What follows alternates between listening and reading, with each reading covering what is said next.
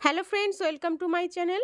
আজকে আবারও হাজির হয়েছি নতুন এক রেসিপি নিয়ে। আজকে আমি আপনাদের সঙ্গে শেয়ার করব ফুলকপির পকোড়া।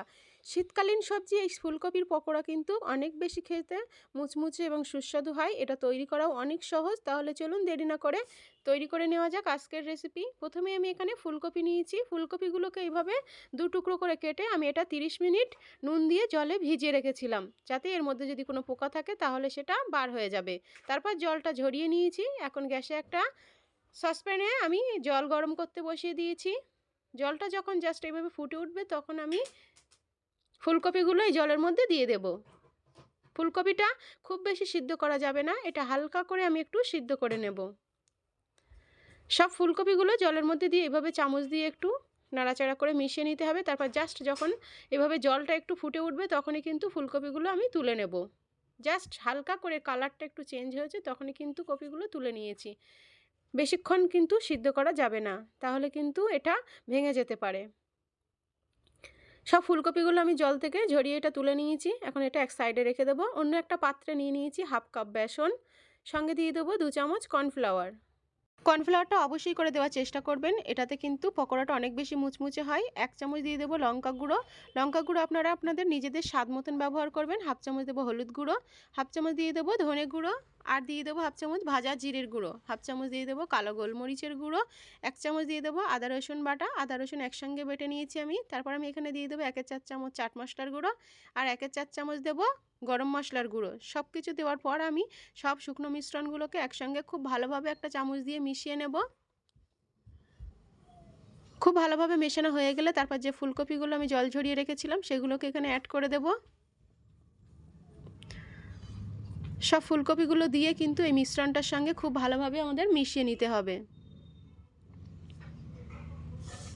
হাত দিয়ে মেশালেই সবথেকে বেশি ভালো হয়। এটা খুব সাবধানে কিন্তু আমাদের মিশিয়ে নিতে হবে, যাতে সব মশলাগুলো সব কিছুর গায়ে লেগে যায়। তারপর আমি এখানে দিয়ে দেবো ফ্লেভারটা একটু ভালো করার জন্য ধনেপাতা কুচি, সঙ্গে দিয়ে দেবো স্বাদ মতো নুন, আর দিয়ে দেবো সামান্য একটু জল।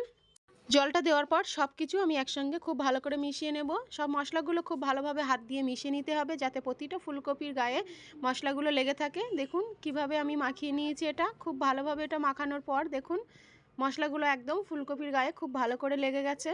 এখন গ্যাসে একটা ফ্রাই প্যান বসিয়ে দিয়েছি এবং তাতে পরিমাণ মতো রিফাইন তেল দিয়ে আমি এটা হাই হিটে একটু গরম করে নিয়েছি। তারপর গ্যাসের ফ্লেমটা একদম লো টু মিডিয়ামের মাঝামাঝি রেখে আমি ফুলকপিগুলো তেলের মধ্যে দিয়ে ভেজে নেব।